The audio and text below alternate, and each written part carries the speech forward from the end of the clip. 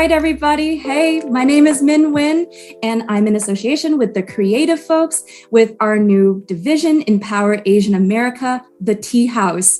And here on the Teahouse, I interview beautiful, amazing, talented, really exceptional guests that are working in their industry, whether it's animation, illustration, graphic design, you name it. We interview Asian Americans and Pacific Islanders in their creative arts.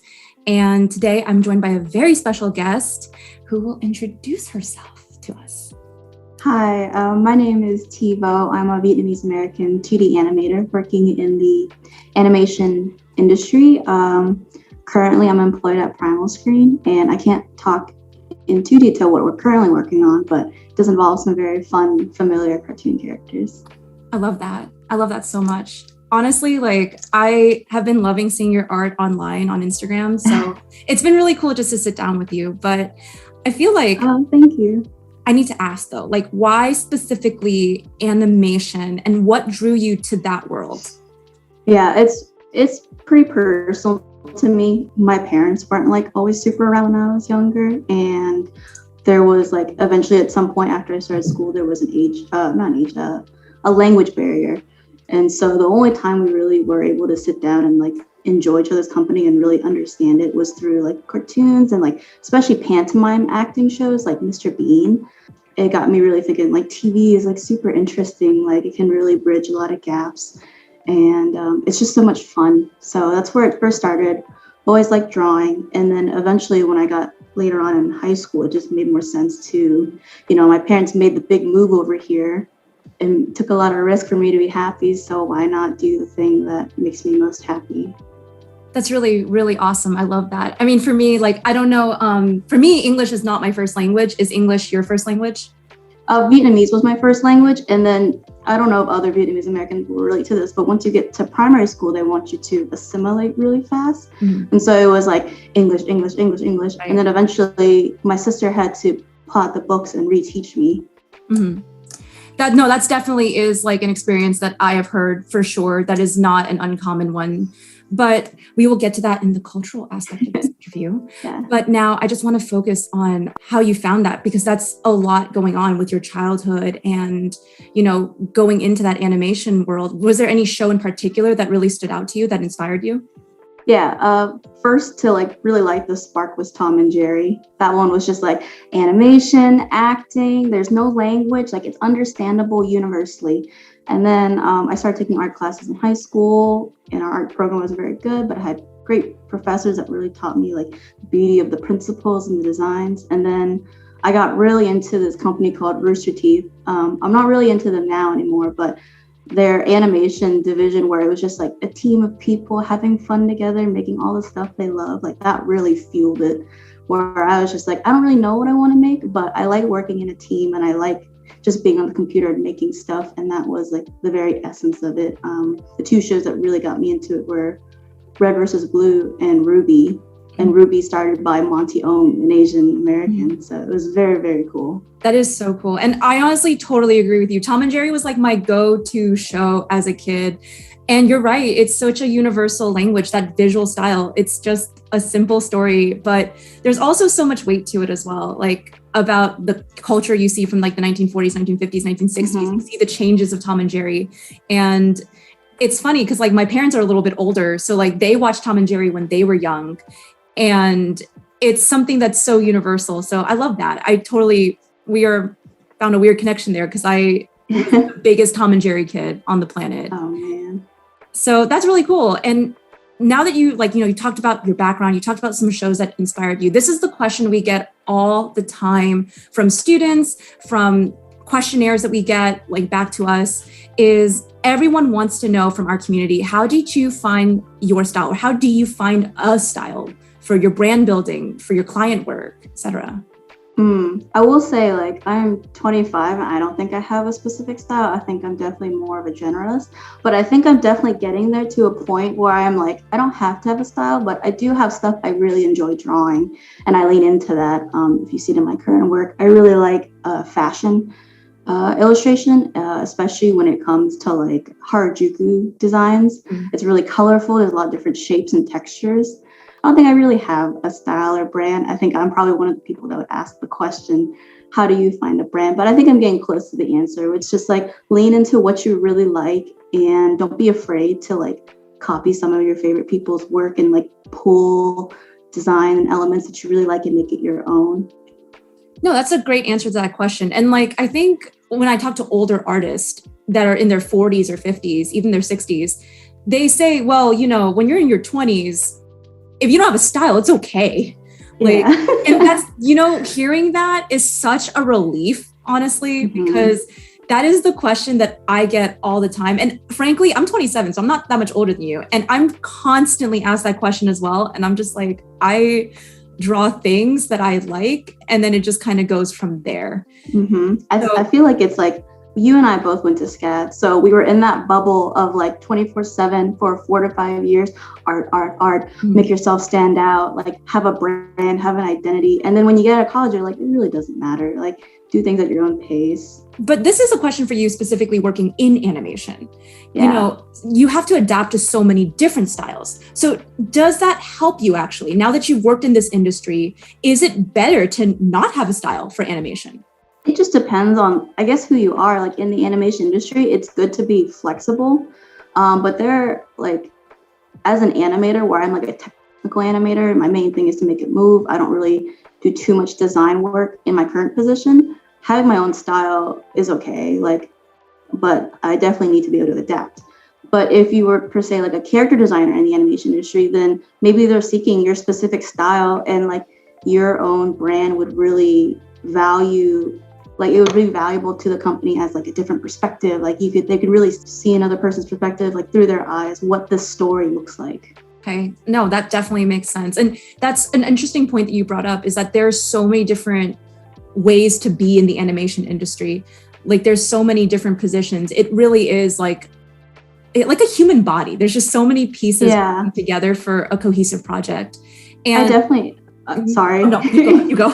I just wanted to say, it was like, I feel like I get this question a lot where it's just like, should you have your own brand or should you be a generalist? And I feel like your body analogy, it's like, you don't have to be anything other than yourself and see where you fit the best. Yeah, absolutely. But I want to talk about your job though, like your first industry job, and any practical advice that you want to give to a student or someone who's just building their portfolio or their first reel. How did your first reel look, or how was that process looking like for you? Oh man, my first reel was all like material from projects I did in like my current classes, like all my favorite stuff. I didn't have a lot of like personal work to put in there just yet because I was still so new to it. But I think the main thing that helped was we had this thing called Collab Fair, and I went to work on other people's films, and that started to become like my personal work outside of graded class assignments. It got me content for my reel, made me meet other people, and that's actually how I got my first job.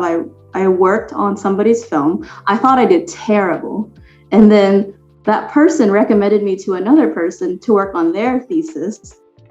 And then I thought I was doing terrible there too, but he was like, oh, this is great. And then eventually down the line, that person was ready to leave their job. So they lined me up for that job. So that's how I kind of got my first industry gig. I ended up working there for 2 years. Honestly, that story, I find it so empowering for, I think, our young listeners to hear, because they are always like, how do I network? How do I like do this? It's just literally your classmates. Your classmates will ultimately be potentially your colleagues, especially I think in a more specialized school like an art school.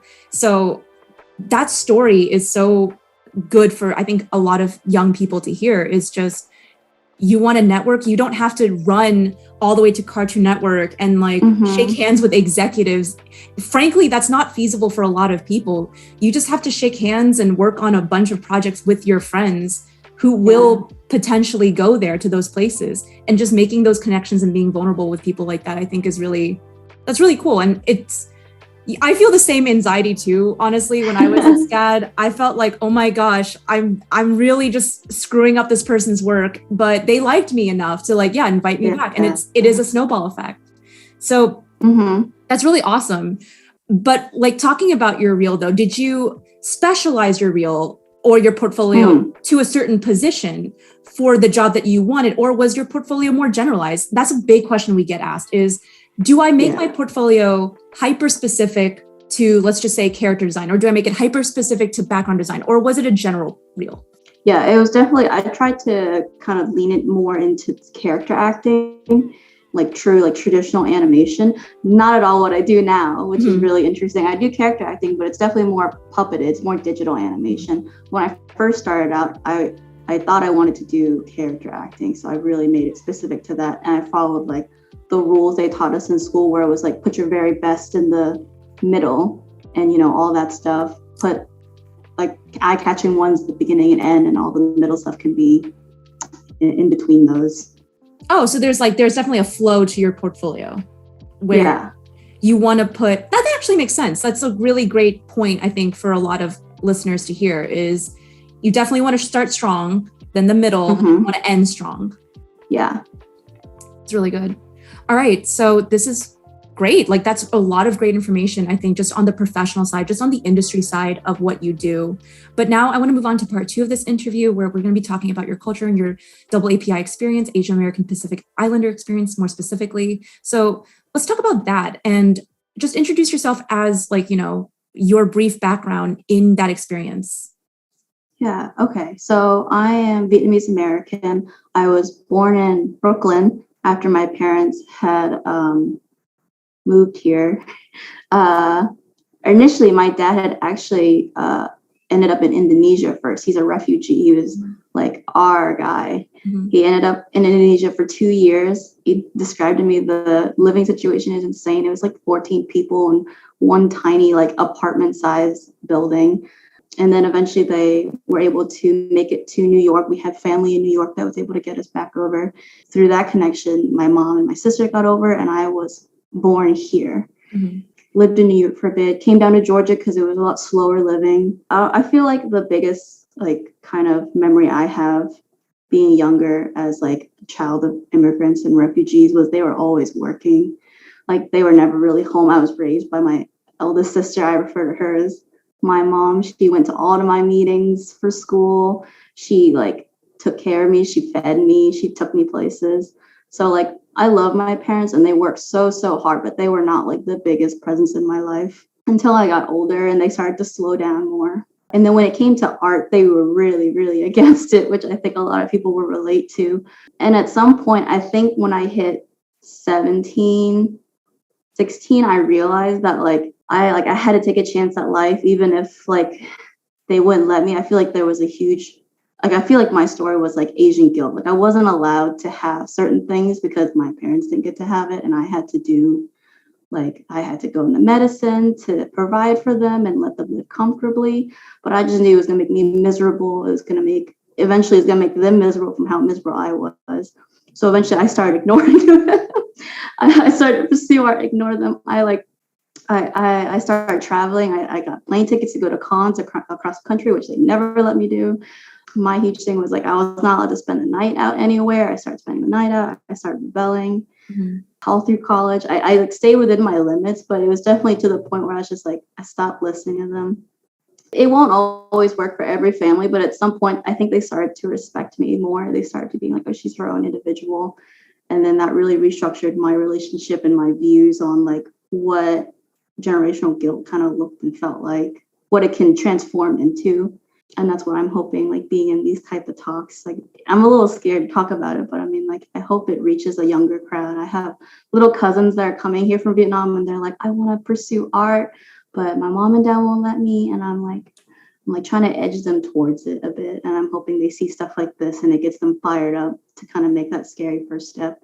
No, absolutely. And I think like that's so real. I mean, you know, it's funny hearing this story is that like, you know, I was born and raised in Georgia my whole life. And, you know, you're from Brooklyn, like and it's just, we are miles apart from each other. But I've talked to people from all the way in Los Angeles, or I've talked to people even from like the farthest region up in Maine, like just everywhere in between. And there's this collective experience that I hear from so many people that your experience is your own, but it's definitely a collective experience that a lot of Asian Americans feel as well. So yeah, I get it. Like my father and my mother, they're both refugees as well. And yeah, it's just this feeling of like, we want the best for them. We want what they never had. Like, I completely understand. My father, he went to like, he was on the last plane out of Vietnam, like the last one. Oh my gosh. He went from like all over Southeast Asia, from the Philippines to Guam to then like, I believe California. And then he settled in Virginia. My mom went to Canada and they're just scrambling to find each other and sleeping in tents. My grandfather was in a communist concentration camp for like 8 years. Like they starved him. They like worked him to death. And it's just, yeah, it's a guilt. And it makes me feel really awful because I'm just like, I feel so much more privileged than my whole family. And I just want them to have the best everything. I want them to have everything that I can give them. And yeah, there was absolutely this guilt I felt about like not being a doctor, not being a lawyer, or not like going into like those really successful careers. And it is a trauma. It like being a refugee is a trauma, and that trauma is intergenerational, where my parents now, like they are, you know, financially secure, but they still do things like saving plastic, like hoarding like these napkins from restaurants, or like just constantly reusing things until they break over and over again. Like we don't throw away a dish rag unless if it's like completely ripped up, you know? And then I take those habits with me as well. And a lot of my friends, they look at me like, man, why are you doing some of the things you're doing? I'm like, I don't know. I can't explain it. And it comes from somewhere. It comes from that place, you know? So your experience is 100% shared with so many other people that are of refugee parents or grandparents, etc. So yeah, thank you so much for like opening up with that. That's definitely something that a lot of people can relate to.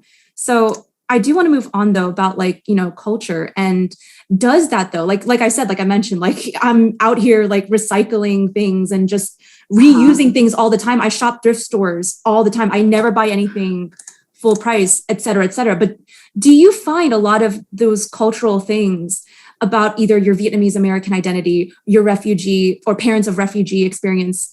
Do you find that in your workflow now, or in your art, or in any aspect of that? It can be as simple as like, as big as the subject matter that you cover, or as like, you know, intricate as just the line work or your style, et cetera.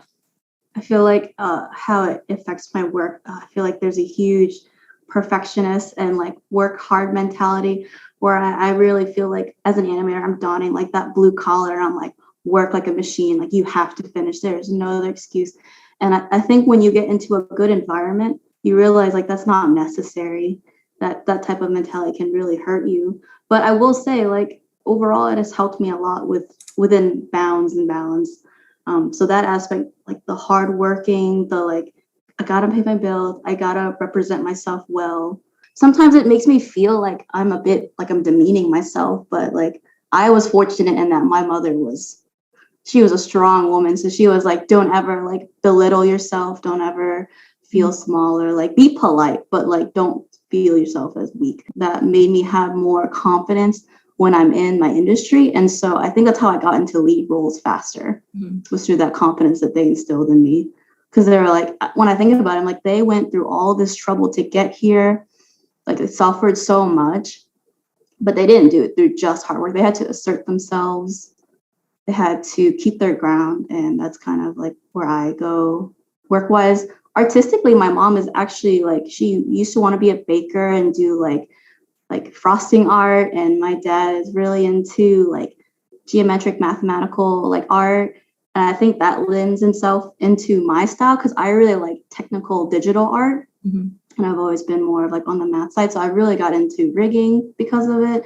He taught me math at an early age. It got me into like entry-level coding.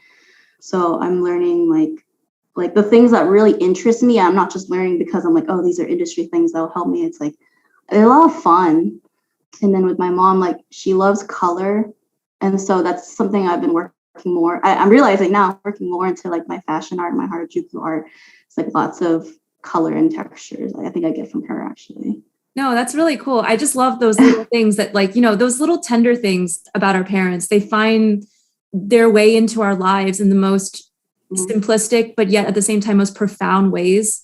And there's a beauty in that already, because like, whenever I draw too, it's like, I see my father, it's the weirdest thing. Like I see my father, like in some of the subject matters I cover, where he's like an old jaded man who likes boomer content. Oh, He's really into like that noir Western era. I think like I always make this joke, like you've heard of a weeaboo, you heard of a teaboo. Now have you heard of a freeaboo? Because my father's a freeaboo. Okay. What is it? Freeaboo? It's like someone who's like really into America. Just like yes. Yeah. So it's like, a weeaboo is an American that's like super into Japanese things. My dad's a freeaboo. So John Wayne was his man crush. That was like his man. So I don't let looks deceive you. I'm 27, but in my spirit, the spirit in my soul is like a very jaded boomer man. So I totally get that. Like now that you say that, I think about it. It's like my mom was a huge fashionista. Like I can remember the Vietnamese word for my doll. Like she only like sewed her own clothes, and like she like decked out my sister in like lace and fashion and colors. And I'm like, I used to really hate the idea of being girly in fashion, and now I love it. I draw it. I try to incorporate it in my own style, like clothing wise. And it's like, yeah, she really did like make an impact in my life that way. I really enjoy it now. Yeah, no, absolutely. I mean, it's just like me. Like, I remember I was like, oh my gosh, I don't want to watch another John Wayne movie. This is so like boring. Oh my, can I watch another movie? Can I watch like Arthur or something? Can I watch Hey Arnold? Like 90s children? But no, and then like 27 years like later, my thesis is a cowboy Western. It'd be like that. So I get it. No, and I love that. I love that. I think, even as children of refugees and children of immigrants, we tend to, I don't want to say dehumanize our parents down, but like we kind of reduce them down to just like these hardworking people. They just work for us. And like we just reduce them down to their sacrifices, but we tend to forget that they are their own human beings with their own lives, their own interests, their own loves, their own hobbies, even their own interests that they can share with us too. Along with that sadness, there is Asian joy, so I love hearing that. And I love that that's found your the way into your art was like, your mom and her fashion. That's really beautiful. I love that so much. Didn't even realize it till today. No, that's cool. That's really cool. So you mentioned your cousins, you mentioned your family, you mentioned them, like, is there any advice you would give to maybe them, like if they want to go into art, or other specifically Asian American artists? I just want them to know, like, the biggest concern, like the biggest struggle you're gonna find is arguing that it's viable, like you can feed yourself on it and like not just like survive, but like thrive on it. And like it's very, very much possible, but it doesn't come without risk. You have to be ready to either have something to fall back on or be ready to kind of tough it out, like rough it out. It's not gonna be pretty. Like you're gonna be really upset and really stressed out, but it's gonna be so, so worth it. I see people that just don't really enjoy what they're doing now. And like your career isn't your whole entire life, and that's fine. But like to be able to wake up and be excited to what I'm going to do today and not stress about it the night before and dread it.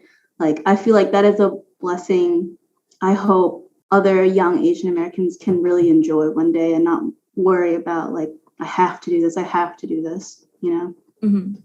That's a really beautiful answer. Like, I definitely agree with that sentiment, because there is like, this, I feel it. Like, I'm not going to list the job, but there were jobs that I worked that I literally felt the pain physically. Like I felt it in my back. I felt it in my head. I felt it constantly. It was just like, it's like I'm wearing a giant backpack all the time that I just can't take off. And when I started doing more of what I wanted to do, it's like, I don't know. It's like, it just shedded off of me. And it's like, I got years back on my face. So I definitely agree with that sentiment. It's cheesy, but it's true. If you find a job you like, you'll never work a day in your life. I agree. So no, thank you so much for being so vulnerable with me in this interview. I think that, our vulnerability as just artists, as people, as Asian Americans, etc., I think it only helps others open up with themselves, open up with their family, their friends, etc. So, I think I really do appreciate that. It was really nice to talk to you today. And I hope that we get to meet each other again and have another sit down like this. This was really fun. So thank you for joining me. Thank you. It was a very eye-opening for me as well. Thank you for having me.